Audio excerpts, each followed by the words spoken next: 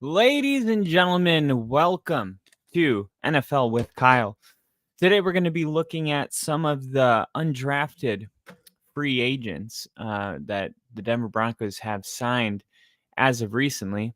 Super excited about this. And for those of you that don't know, the Denver Broncos have a rich history of finding steals, especially undrafted free agents. So we're going to look at some of the players that the Broncos brought in this year, but also keeping in mind that the Broncos have had a really great track record with undrafted free agents. Of course, last year we signed Jaleel McLaughlin, and he was an undrafted free agent. Alex Pelzewski, free agent, undrafted free agent. Jalen Virgil, undrafted free agent. Thomas Incoom, undrafted free agent. Andre Mittez, undrafted free agent. So, lot to love. Because and then you might remember Philip Lindsay, not too long ago. He made it to the Pro Bowl as a rookie, undrafted free agent. I believe that we have a player that we just picked up that might be as much of an impact player as Philip Lindsay was. And I don't say that lightly. I'm really excited to go through the players that the Broncos have selected. And as we go through it, we're going to look at some film. I'm going to show you what I like about the players. Just going through the list, Omar Brown is the first person that we see. Omar Brown out of Nebraska. He's a safety. He was invited to the Shrine Bowl. And if you know anything about the Shrine Bowl, you have to be pretty good at football to get invited. And his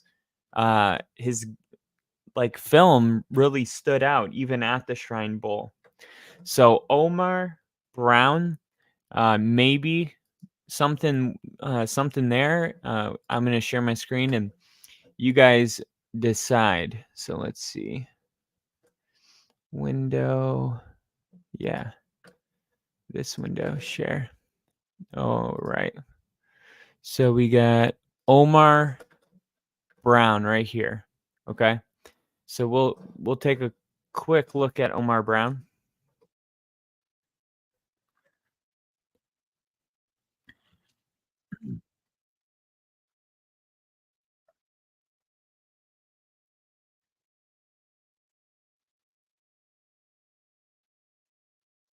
I love that closing speed. Did you see that closing speed?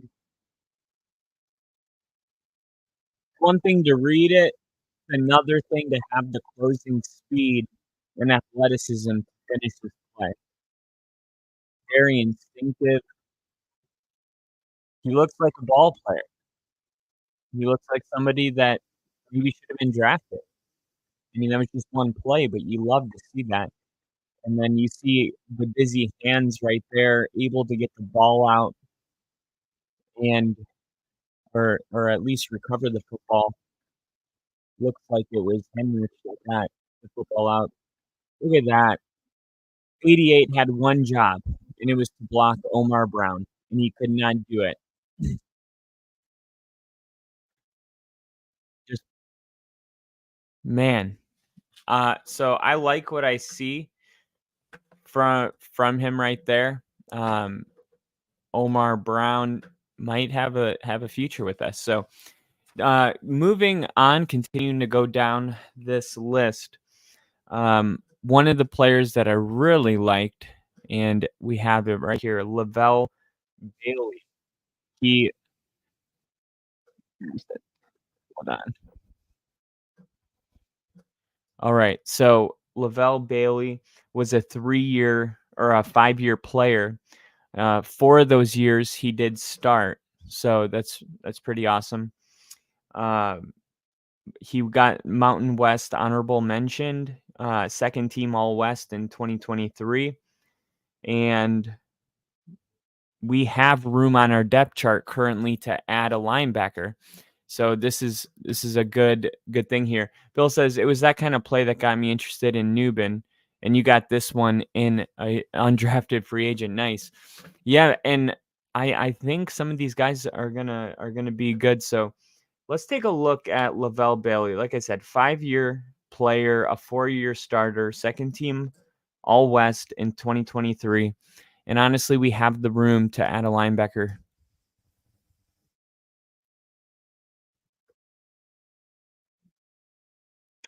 Oh my God. I got to see that again. Look at this. Just an absolute stud. Look at right up the middle. Just an absolute crushing machine.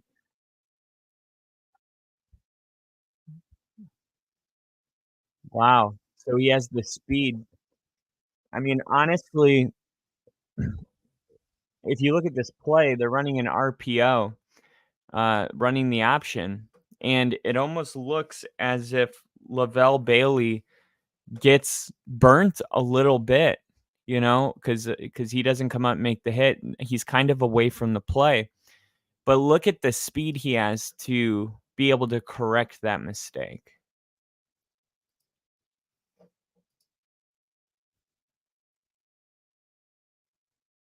Let me go a little further. All right, here we go.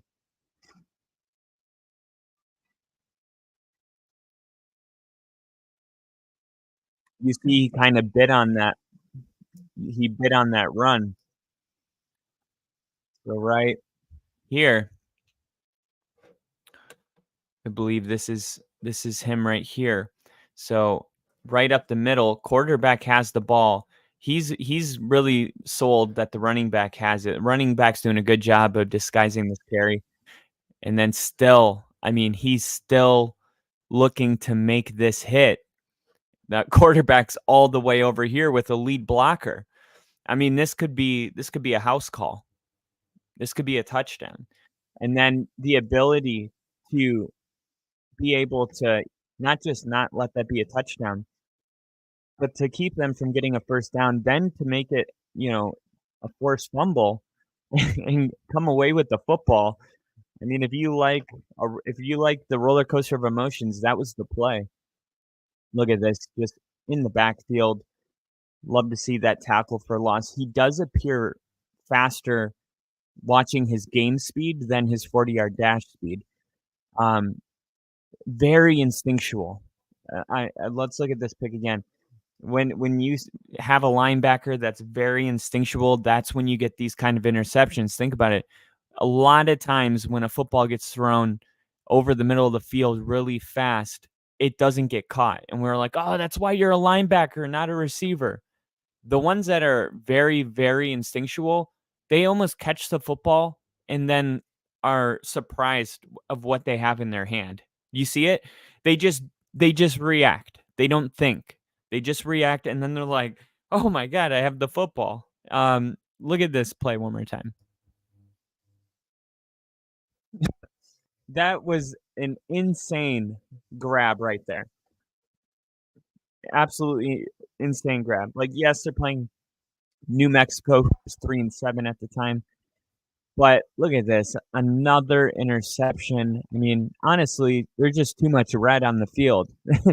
It's hard to but look, you see he's good with, running after the catch, and then another just blitz. They're not afraid to send him, and he gets after the quarterback. He's got that speed, and look at him. Not a huge fan of that play. Alright, take the handoff. And it looks like he got hurt on that play. What are we looking at? And there's another interception. Tiptoeing the sideline. Here's against Fresno State or Arizona State.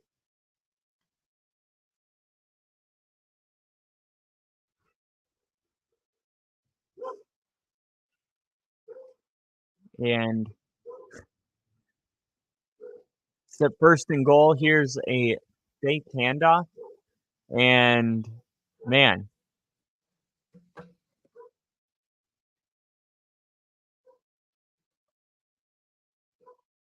good, good. In Wayne's World, sorry, Wayne's World said, "Who are we looking at right now?" This is Lavelle Bailey, a 5-year starter or 4-year starter, 5-year player at Fresno State, second team All West in 2023. He's a linebacker, very instinctual, very, very quick, very efficient at going after the passer. He gets those open field tackles. There's another one of those. He's I like what I'm seeing out of this guy. Absolutely love it. So, I mean, right off the bat, he's not even my favorite player, but um, out of the undrafted free agent class, we're gonna get to some more that I really like, but you got to be happy with. Shut the. How did Ben Shapiro show up? Um, all right, so moving on. Okay, this is my favorite pick of anybody. This is my favorite pick out of everybody, okay? This is Blake Watson. I'm a huge Broncos fan, man, have for a long time. Well, man, this is yeah, as you can see, I'm a huge Broncos fan as well, so it's a pleasure to have you in here. We're a small family. We're a small family right now. It's really just Bill in here. So if you want to, make yourself part of the Broncos family here, we would love that. So all right, let's take a look at Blake Watson. Just been a fan of what I've seen out of this guy. So let's take a look. I think he's gonna be maybe similar to Philip Lindsay in what was that, 2018, 2019?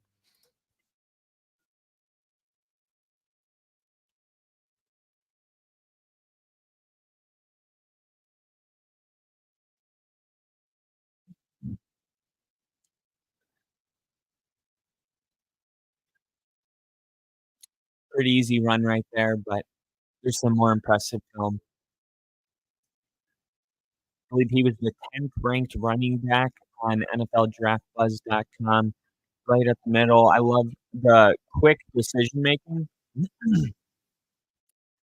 He's a north-south runner, so you don't get a lot of east-west running. Um, he's patient at the same time, you know? He looks like a running back that trusts his offensive line, and he runs to the gap that he's supposed to run in. He buys into the system. Look at this, another good stiff arm. Rarely do you see this guy go down on first contact. Rarely do you see him go down in first contact. Look at that. There's that patience I was talking about. So that balance between making quick decisions and being patient, only the special running backs really find that balance, um, which I believe it looks like he has it. And then right there, even when he's just going up the middle, I mean, this is against SMU. This isn't, a terrible team by any means. And then right there, good pivot, good decision, and then the speed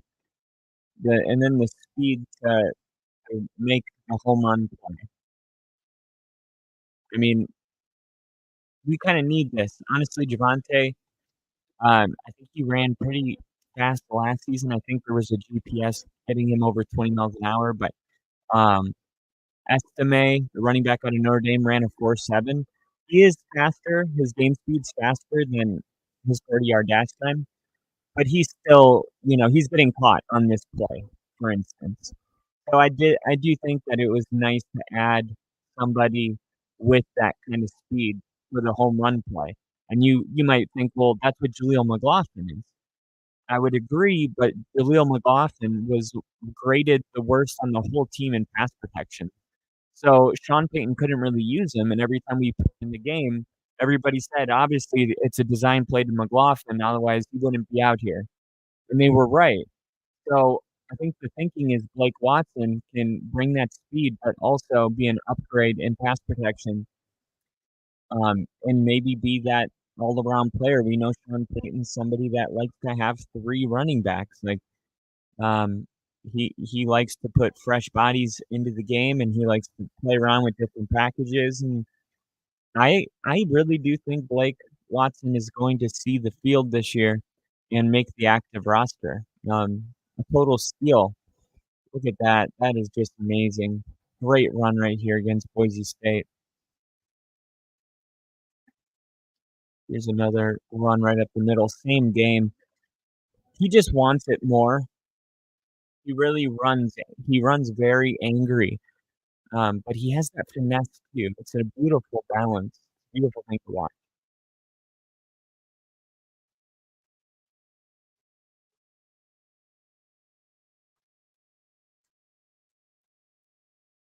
I live in Tennessee now too, so it's cool to see Memphis send a player to the NFL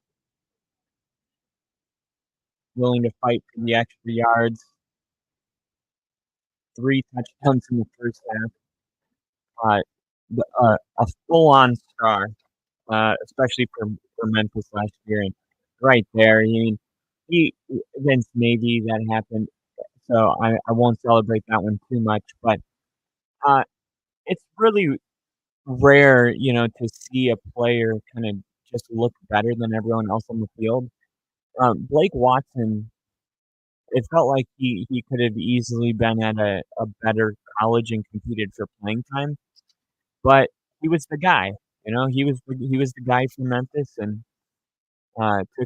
took his chances and just stayed put. I don't know if he was transferred to Memphis or if his college career was at Memphis all along, to be totally honest, but I do know last year for Memphis, he had 1,632 total yards. He had 17 touchdowns.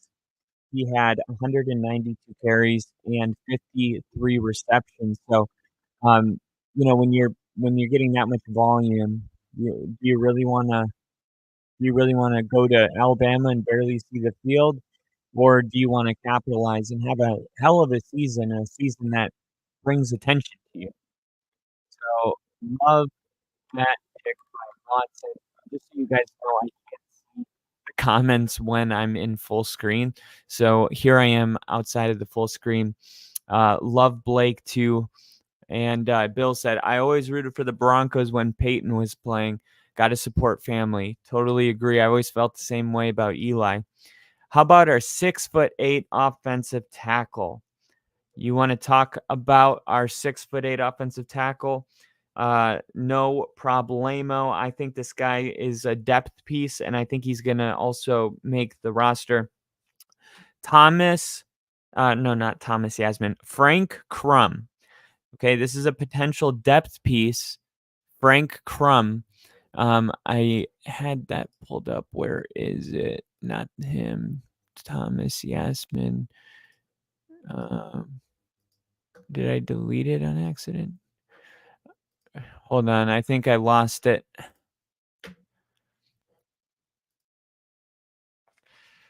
Frank Crum highlights. I remember because it was. Here we go. All right. See, it shows you already watched it. All right. So here is that player, Frank Crum, going into full screen. Can't see comments, but there he is circled. Look at that. Big, that's a big boy. Gets his hands on you early, gets to the second level. He looks like he's looking for someone to hit. Look at it. Still going down the field, pushing, getting hands on 28.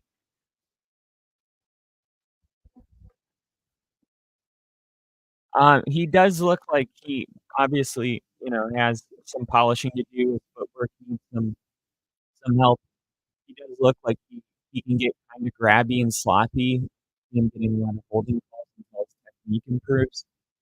But he does look like he has a good motor. He's got the size and strength. It looks like he has a false start right there. Um, yeah. I think if we got a good offensive line coach here in Denver. So I think I think he's definitely worth seeing and right there too. Don't love that. It almost looks like his body, he's just kind of it looks like he hasn't learned how to really control his size, almost like a baby giraffe. And as I say that, you see him fall over. Um, oh yeah, almost something like a baby giraffe, but the size and strength that he could, really develop could be solid. I don't know if this one's gonna work out, being fully honest. And I I I like the pick because what do you have to lose? We can always cut him before the 52-minute roster needs to be released, but I don't think this guy's gonna make the team. I don't see him being able to make it to the next level. I hope he proves me wrong. I really do. Bill said, speaking of running back, Boston Scott went to the Rams today. The bad man is gone. He used to torch us every year. That's true. I remember. Um, I remember me and Rick would talk about it. Um, okay, so that's Wyoming's Frank Crum. Um, here's another guy I like. I want to make sure I'm going in the right order. So we we see Cam Allen? Yeah, we saw him. I believe we saw Lincoln Victor, Washington State. I just watched all these, so it's hard to remember. All right, let's look at Dylan Leonard, tight end out of Georgia Tech. So this is interesting. I couldn't find any of his Georgia Tech highlights. I could only find his high school highlights. So it does say here, down here, that he won a national championship. He undefeated at the time. He was ranked fifth nationally. Um, in his county, or let me see, undefeated at the time. I think he ranked fifth nationally in Colquitt County. He is signed to the Georgia Institute of Technology, Georgia Tech, and in his senior season, he led the Eagles in yards and touchdowns on a 7A state championship team. So this guy was pretty good in high school, and then when you look at his size, 6'5", but he seems very athletic. He doesn't seem like he carries himself like he's 6'5". Now, keep in mind, this is high school. So if you look at pictures, you'll see that he's grown into a man's body.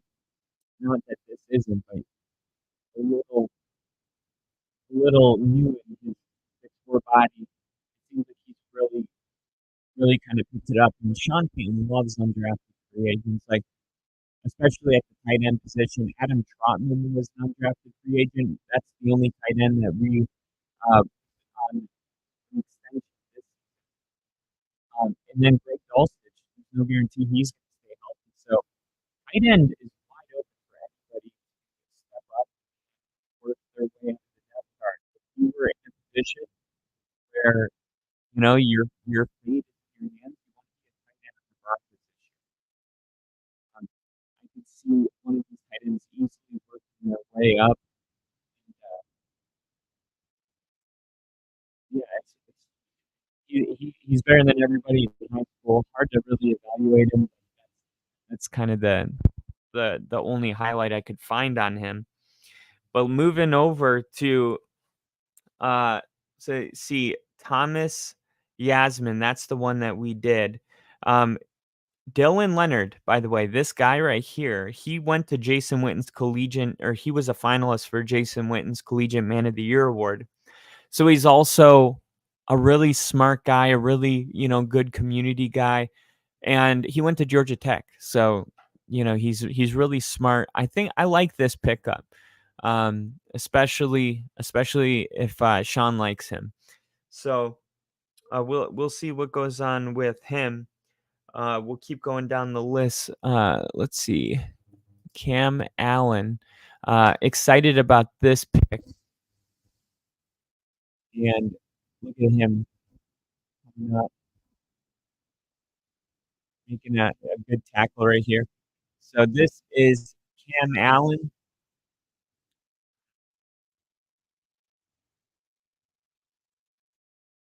and there's a couple Cornhuskers, that we picked up. And Cam Allen's, Purdue, though, not Cornhusker. The Cornhusker guy was Quentin Nelson was the Cornhusker. And he was also safety. So, okay, here we go. Let's take a look at this guy. All right. That was just bad on the ball carrier. I like that he got his hands in the play, but NFL running back's gonna break that arm tackle. Good play though. I'm not trying to take anything away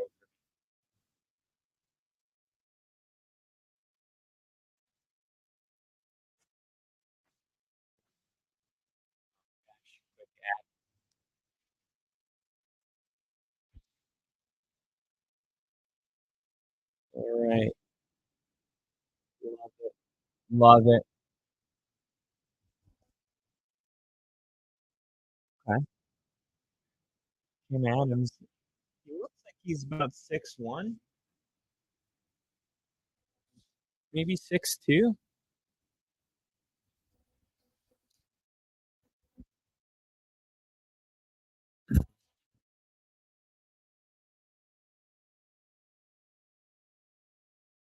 Ooh, good hit.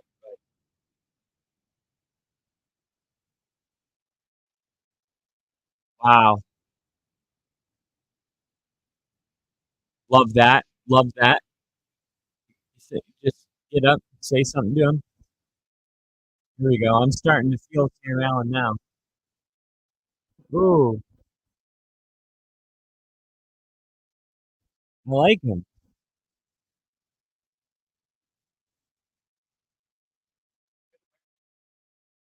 Good awareness. Heads up play. Head up and swivel. That's how you want your safety. Here we are, goal line situation here. Close game, fourth quarter, and a great stop right there. Wow.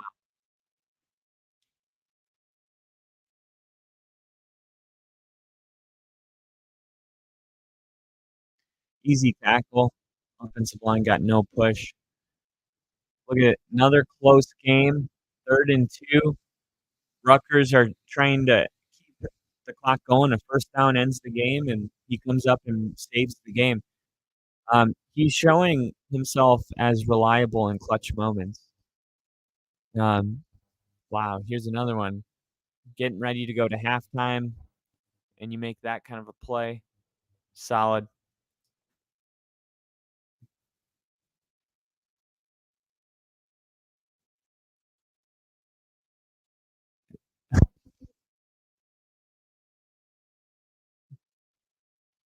Wow. Yep. Let these kids compete, man. I love it. I love it. Bring in that undrafted mentality, right? I mean, Justin Simmons is gone. Let somebody like this come and push for the job, that PJ Locke is probably going to get. But bring some competition in. Let everybody know, hey, nobody's safe. And when you bring in an undrafted free agent, it just brings a different energy, right? I'm the guy that was slept on. I'm the guy that wasn't drafted. I didn't get to go to a big school, but I've always been that guy, and I've been love these undrafted free agents. I don't know if you guys have as much fun with these as I do, but I'm always rooting for these guys. Always rooting for these guys.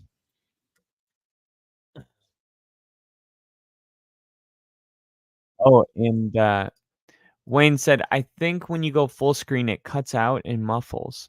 Try turning the audio on and off. Ooh, okay, okay. Thank you. Thank you guys. All right, we got Jinja in the chat. What's up, Jinja? All right, so hopefully let's see if this is better. Um, if I just mute the video. Hopefully that's better. So this is Ginger. This is Cam Allen. So just taking a look at some of these undrafted free agents that Denver got. We looked at Dylan Leonard. We we looked at Lincoln Victor. No, we didn't look at Lincoln Victor yet. This was an interesting pick. So Lincoln Victor, he had 860 yards, 5 touchdowns. He's kind of short. He's 5'9", and he's not even 180 pounds. So you might be like, all right, what's there to love? He's really good in open space. He's really good in open field. And when you look at what Denver's trying to do with Bo Nix, this is going to be an offense that's all about getting the ball out of his hands really quick. You run 3 receivers on one side, they run a zone. They feel like they want to outnumber you on one side of the field, and Bo Nix is supposed to read where to go with the ball, and the ball's supposed to come out quick. So I think this is just another player where we want to get him the ball in space. We'll take a look. All right. So he is the wide receiver.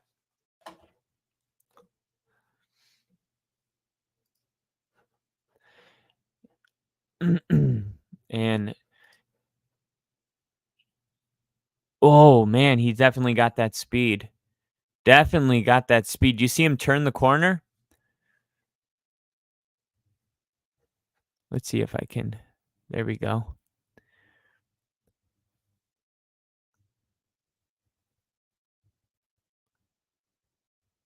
Wow.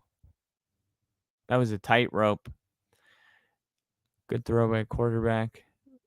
I like him. See the ability to snatch that ball. You see, some guys can't snag it like that. Yeah, he's got soft hands. He's got very soft hands. I love the way he catches the football. Yeah, soft hands. Oh, love that. You see how he met the ball at its highest point? He's not passive. He gets those hands out there, whether it's in front of him, whether it's in the air, whether it's behind him. You see how he gets that full extension every time? Look, like I said, he's not the biggest. He's not the fastest. He's not the strongest. He's not the tallest. So when you're not any of those things, you have to rely on solid fundamentals. That's what made Steve Smith one of the best wide receivers in the game when he was playing, and why he's one of the best evaluators is because he was so hyper focused on the fundamentals because he relied on them to set him apart.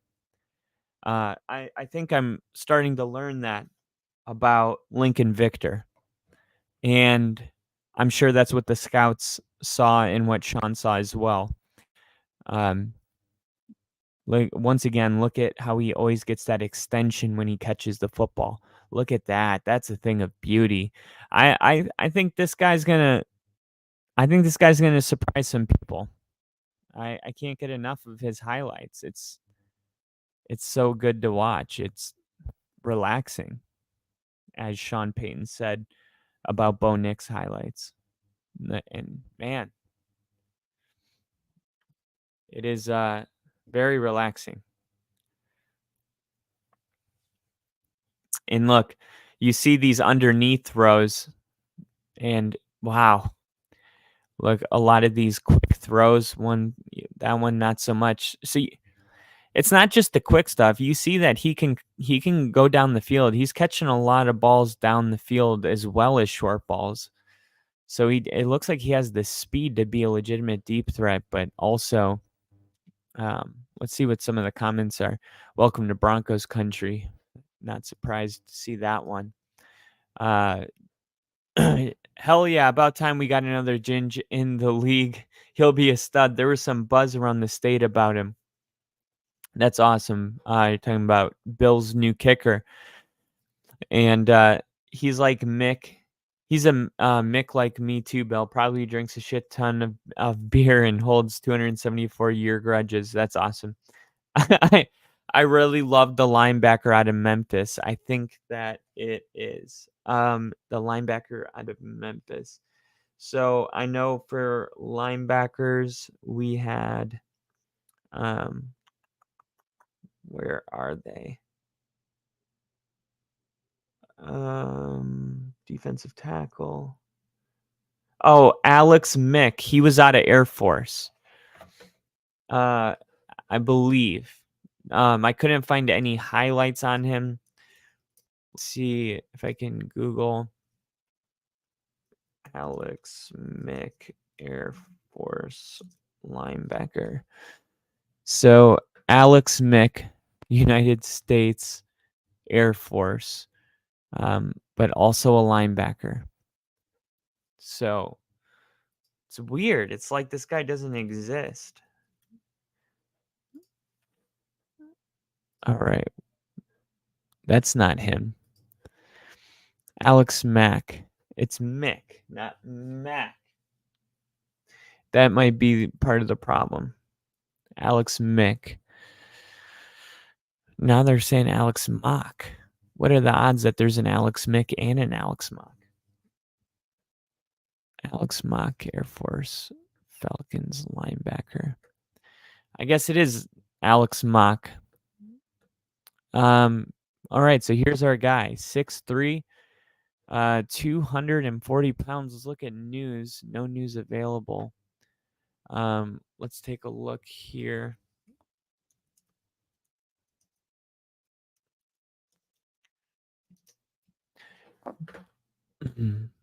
Oh, right. So they got 15 undrafted free agents. So that includes this list. So we talked, oh, this is last year. Damn it. This is why I hate Yahoo. I don't know who uses Yahoo out there, but it's ass. All right, look at that. All right. So, Broncos have landed 3 of the NFL's top undrafted free agents. There you got Blake Watson right here on this article. Okay. So this says the Denver Broncos have a great history, of course. So the Broncos have signed the number 1 running back, the number 1 offensive tackle, Frank Crum, and the 3rd-ranked safety, Omar Brown. It's no surprise that Watson, Crum, and Brown are Denver's highest paid undrafted free agents this year. Each of them received $250,000 guaranteed. And yeah, I don't know, man. I didn't love the film from Crum, but I love Watson. So NFL's Lance Zierlein expected all 3 players to be drafted. He had Brown projected in the 5th or 6th, Crum in the 6th, and Watson in the 6th or 7th. Given their rankings and high salaries, Watson, Crum, and Brown appear to be early favorites among the teams to make the 53-man roster. 8 other players the Broncos have signed made Rutter's list of the top undrafted free agents. See their rankings at their respective positions below. We are tracking all of Denver undrafted free agents. So Blake Watson, Frank Crum out of Wyoming, Omar Brown. Okay, this guy right here. I looked into this guy, Nick Constantino. Nick Constantino is a punter. And it was really funny because Texas A&M had a really good punter and they were up like 45 points. So they sent Nick Constantino in and they're like sending in a backup punter, because it's late in the season and they just want to see what they have in their punter that is to come next year.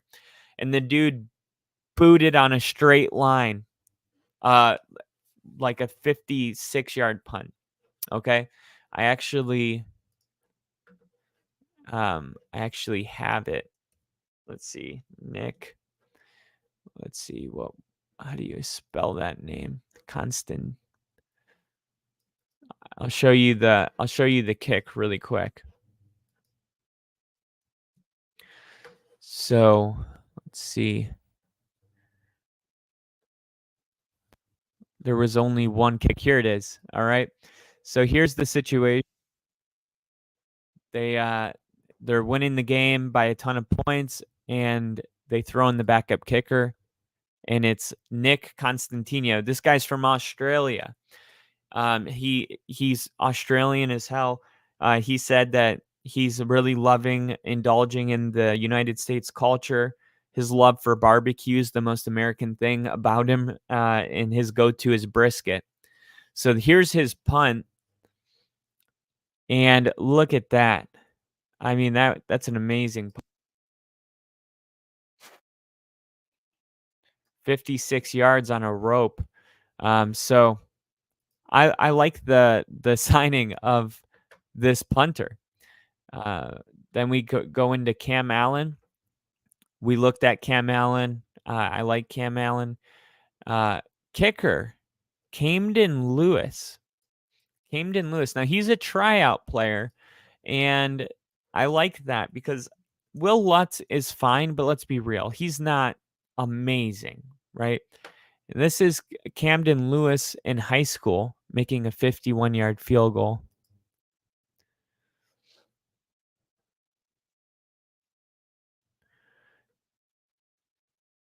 And that is good.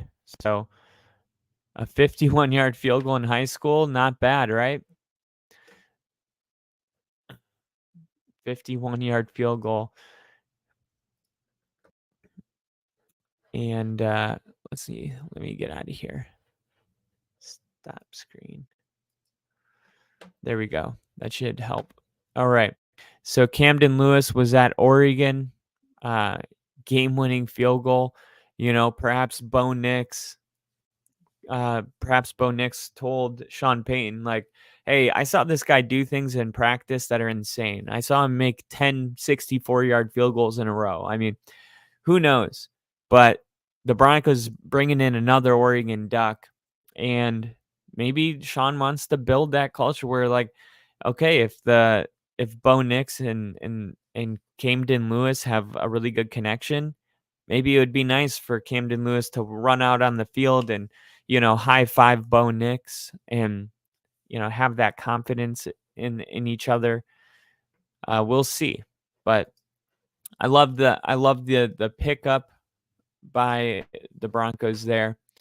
And let me close out some of these tabs because my computer's starting to hate me.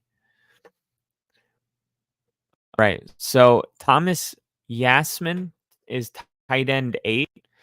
I'm okay with it. Jordan Miller, he was a defensive lineman. Then we got Dylan Leonard, another tight end. That was the tight end on Georgia Tech. I like him. I think he's going to make it. Lavelle Bailey, he was really fun to watch. Lavelle Bailey, I think, was my favorite linebacker to watch.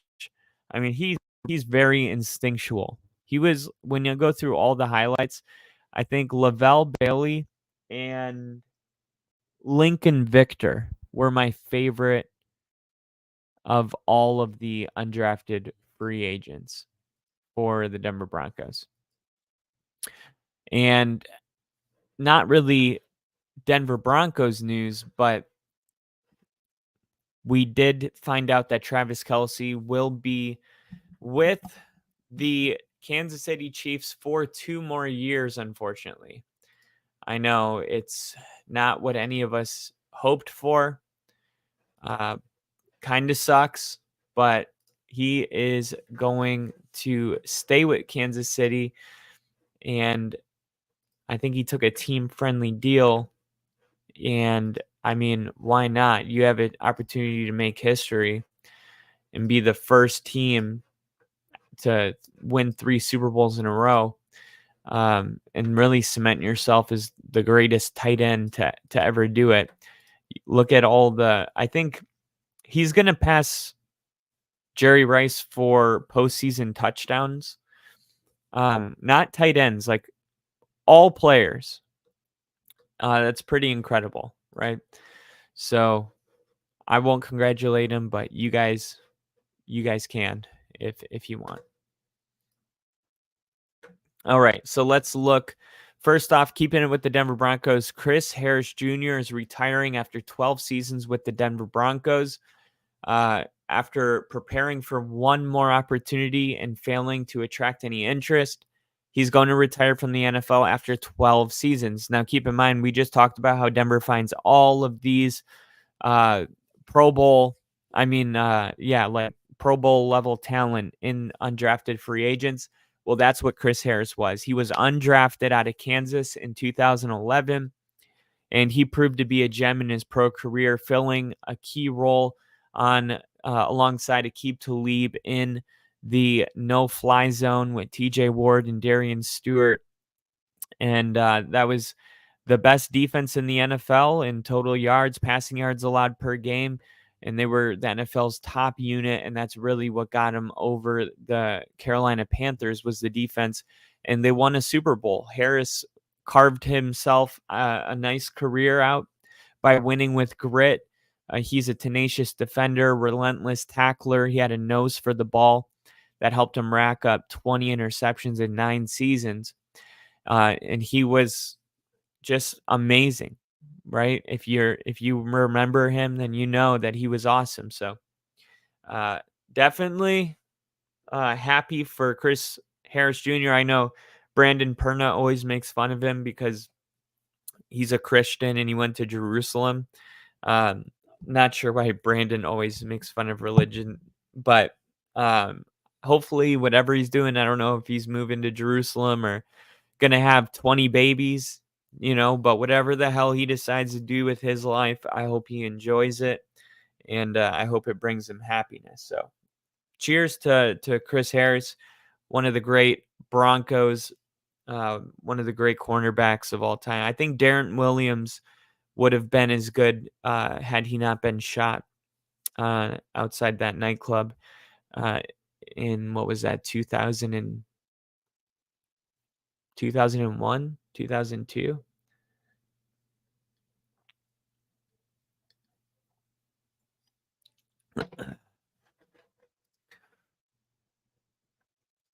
Jalen Allen out of Memphis. And he said, hold on, I'll be right back. Jane just said, I said he was the best tight end play last year. And you guys kind of call me crazy. Love his game. Who are you talking about? Can't see computer screen. Oh, that's weird. That's weird. Let me make sure that you guys can see me all right.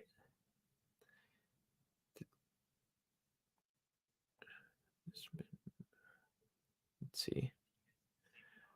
All right. Yeah, it should be good. I'm not sure what's going on. But, all right, Chris Harris Jr. is gone. Bears cornerback Jalen Johnson says no Hollywood drama in Chicago with Caleb Williams. Jalen Johnson unintentionally set a boundary for his new teammate in March when he commented on the adjustment required for high-profile players entering the NFL.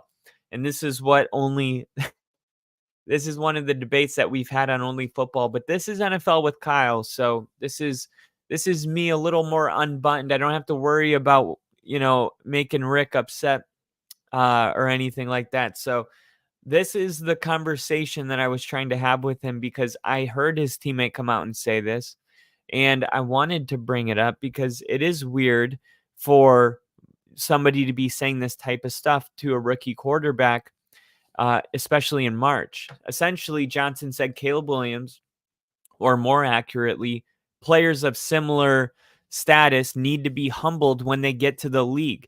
They can't bring that Hollywood stuff into the building. Now that Williams is officially Johnson's teammate, though, the Pro Bowl cornerback needed to set the record straight. So this is what he said on the Spiegel show on 670 The Score in an interview on Up and Adams with Kay Adams. People to me just want it didn't take into consideration the whole context of the damn conversation. Because when we were talking, she had brought up what is this? When we were talking, she had brought up oh, how do you feel about Caleb Williams if he comes and you guys draft him? He's like Hollywood. How do you think the Hollywood will come into the locker room? She kept using the word Hollywood. I never said he's Hollywood. He's this, he's that.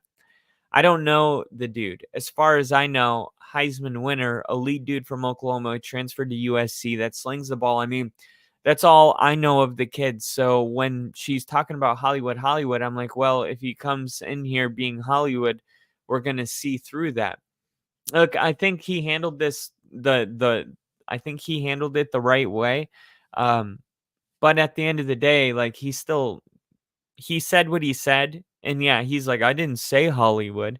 It doesn't really matter. The principle, the message was still delivered. Like, don't bring the Hollywood stuff into the locker room, right? Whether he said Hollywood or she said Hollywood, it's clearly what he meant.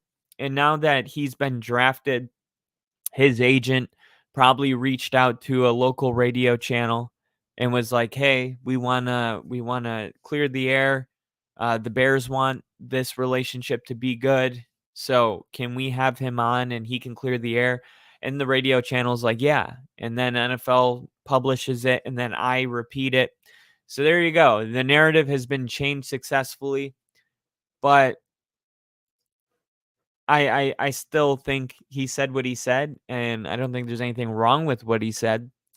And I think the point was delivered, and it makes sense that he would want to not muddy the waters of that relationship before OTA start. So we're gonna talk about a couple other stories real quick.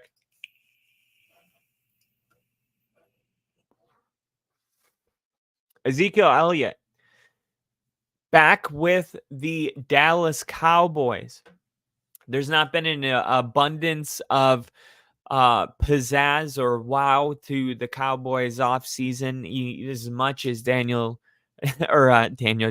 Jones, as much as Jerry Jones has said that this is going to be the most amazing offseason. The Cowboys are all in. They're pushing all their chips to the middle of the table and bringing back Zeke and drafting an offensive lineman and moving back into the draft. I mean, this has actually been the most boring Cowboys offseason that I can remember in history of my life. There's normally some way that they bring in a Terrell Owens or somebody that's, a high graded player, high profile player. Not this offseason, man. It's been kind of boring. And then they make this decision for Zeke. He's returning to the Cowboys.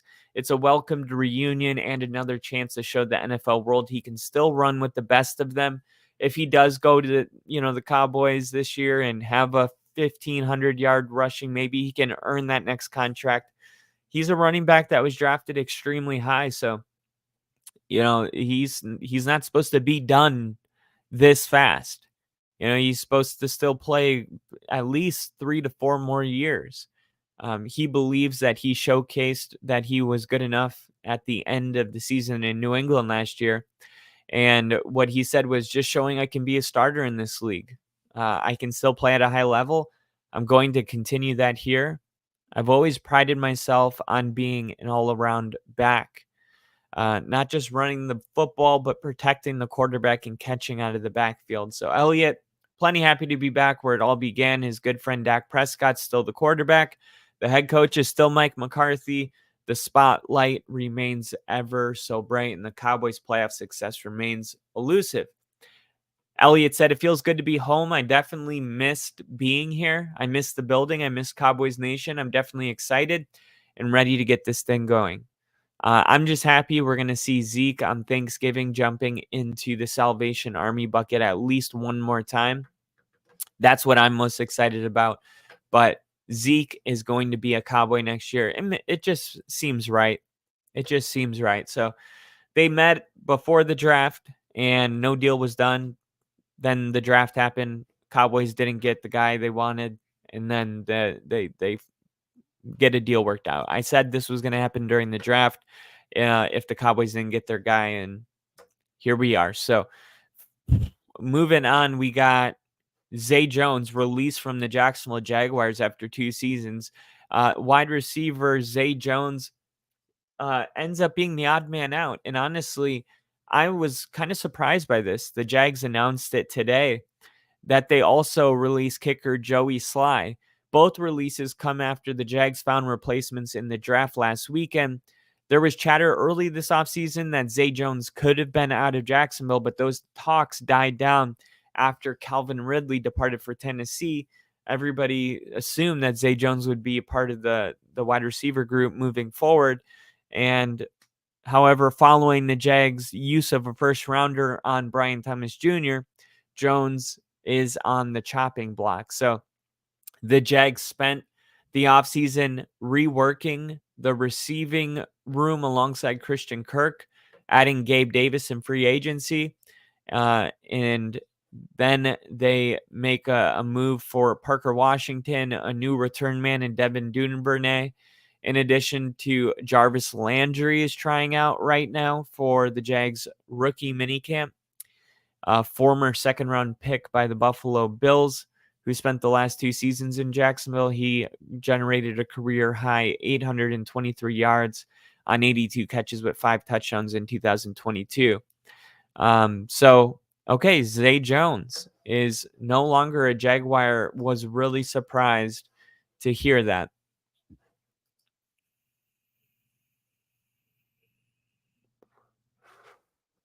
Eagles' A.J. Brown brushes off being the highest paid receiver and says, "We don't play on paper." A.J. Brown dismissed the significance of being the highest paid wide receiver, saying nothing. It means nothing. I want to prove it. We don't play on paper. Nobody cares what's in the bank account when you step between them lines. Brown inked a 3-year, $96 million contract extension late last week. The $32 million per year average in new money coming 2 years after he was traded to Philly and signed a 4-year, $100 million extension, makes him the top paid wideout in terms of annual value. And the $84 million in total guarantees are the most for the position.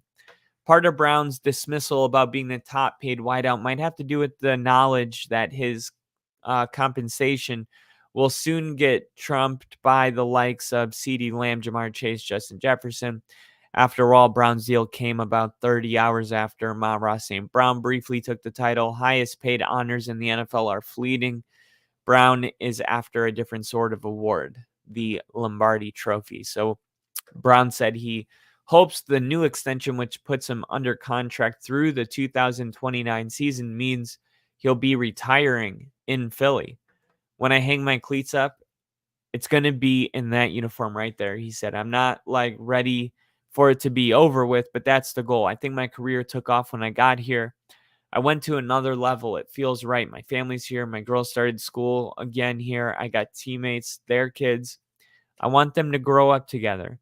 Since his trade from Tennessee, Brown has earned 2 Pro Bowl nods in 2 years and been named second-team All-Pro in each campaign in Philly. In 2022, he generated 88 catches, 1,500 yards, 11 touchdowns, and followed that up with 106 grabs and 1,456 yards and 7 scores in 2023. So Eagles general manager Howie Roseman spent the offseason looking up the club's core to ensure several more runs at the championship. Landon Dickerson, Jake Elliott, Saquon Barkley, Chauncey Gardner-Johnson, Jordan Mailata, Devontae Smith, and now Brown have all gotten multi-year contracts or extensions this offseason. And, of course, Jalen Hurts got locked down last year. So the Eagles foundation is set for the next several seasons. And then you look at what they were able to do in the NFL draft, and you start to go, okay, so they're able to retain all of that talent. And then they bring in Cooper DeJean. And you're like, holy crap, Cooper DeJean, fell down the board. That guy's going to start. That guy's going to start first, second, and third down. And then you forget that they drafted the number 1 corner in this year's draft, Quinion Mitchell. So then you put Cooper DeJean, you put Quinion Mitchell on the outside. Cooper DeJean goes in to that nickel position. So you got one. I mean, when you include these other players, it's pretty incredible that they're able to keep all these players. Once again, Landon Dickerson, Jake Elliott, Saquon Barkley, Chauncey Gardner-Johnson, Devontae Smith, Jalen Hurts, A.J. Brown, Quinion Mitchell, Cooper Kupp, Will Shipley, Jaleeks Hunt, Jeremiah Trotter Jr., Anaya Smith. I mean, this is absolutely incredible. So I think the Eagles are definitely they're gonna probably be a top favorite to go to the Super Bowl. It's just too much talent. It's absolutely too much talent. It's ridiculous. So AJ Brown though, not not really interested in that. More wanting to get that Lombardi trophy. And speaking of Lombardi trophies, Lions offensive tackle Penei Sewell has sights on the Lombardi trophy and said, I want the big boy and I want it now. It's my money and I need it now. Sewell, a captain and key player in one of the best offensive lines in football, is saying that he wants a Super Bowl. The Lions made one giant leap last year, wiping out a 30-year plus of ineptitude to win their first NFC North Division championship or divisional title, the first playoff win since George H.W. Bush administration, and make a run to an NFC championship game. However, they blew a 17-point lead to the 49ers and knocked out a shot for Detroit to make it to its first ever Super Bowl. Overcoming that failure is Sewell's top goal after inking his new deal. We need it, Sewell said Monday. I had conversations with St. Brown after we found out that they were getting the contracts and going to sign. That's our goal. It's to host that trophy at the end of the day and just do that. Just win, bro. There's nothing else to it. All those individual accolades don't mean anything. I want the big boy and I want it now. So the Lions, man, super focused, players focused, and common theme around the league. There's a lot of teams that are feeling really like they have a really good chance to go to the Super Bowl. And I think our off season's different. Like we have certain off seasons where we kind of know, like, okay, this is the Patriots are, and then I guess that would be the Chiefs. But then you have like whoever lost in the AFC Championship. Usually that's the second team. But you go through the NFL today, and you're like, okay, the Ravens. If you're a Ravens fan, you feel like you got a good chance. If you're a Buffalo Bills fan, of course, with Josh Allen, you think you got a chance. If you're a Bengals fan, you feel like you got a good chance. If you're a Texans fan, you feel like you have a legitimate opportunity. If you're a Dolphins fan, who knows? You might be on the fringe. But look, I definitely just named 5 playoff teams. I expect the Chargers to be better with John Harbaugh. The Broncos to be better with Bo Nix. What about the Jaguars with Trevor Lawrence? Like you go down the AFC and it's like, wow, what the heck? Like the Browns, the Steelers, who's not going to make the playoffs? The Browns, the Steelers. The Steelers had one of the best drafts. The Ravens, Bengals, Browns, and Steelers are going to be good. The Bills and Dolphins are going to be good. Oh yeah, the Jets get Aaron Rodgers. So with the AFC East and AFC North, the only one team might be bad, the Patriots. So you're dealing with 7 great teams and 1 bad team. Then you go to the AFC South. The Colts are going to have Anthony Richardson. The Jags are going to be better, ideally. The Texans are going to try to win the division. Tennessee's going to suck. Okay, so now out of 12 teams, you have 2 bad teams. And then the AFC West, Denver Broncos with Bo Nix. You could say that they're not going to be great. I think they'll be like at least a fringe playoff team. Kansas City and the Chargers, I think, are both going to be good. And the Raiders, I think the Broncos and Raiders are like fringe. And Kansas City, of course, is Kansas City. And the Chargers are going to also be a fringe. So really, I mean, when you look at these, the AFC, there's maybe 2 teams that you don't really believe in at all. And it's the Patriots and Titans.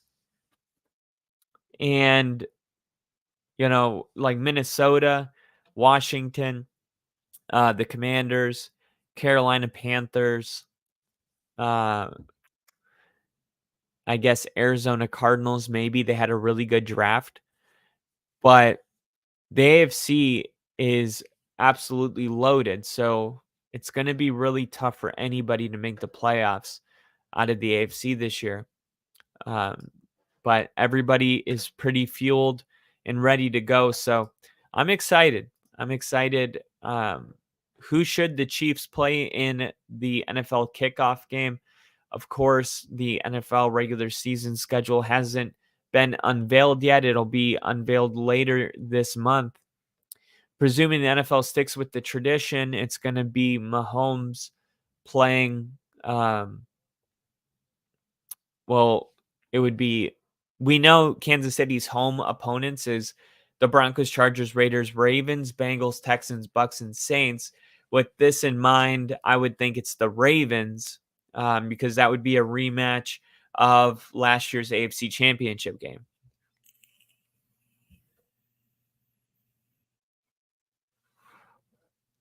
The Houston Texans, I could see that happening. The Raiders, boring. The Bengals could be fun. The Chargers, nobody picked the Broncos. It's going to be the Ravens. It's going to be the Ravens or the Texans. Last year, the Chiefs played the Lions, who were like the up and coming team. And now you can make a real argument that the Texans are the new up and coming team. So I could see it going that way. But stay tuned because once we find out, we're going to do a whole schedule release here. It's going to be a good time. So thank you guys for tuning in today. And if you guys want, please like this video, share it with your friends and family, and subscribe to my channel. And of course, I will see you guys in a little bit.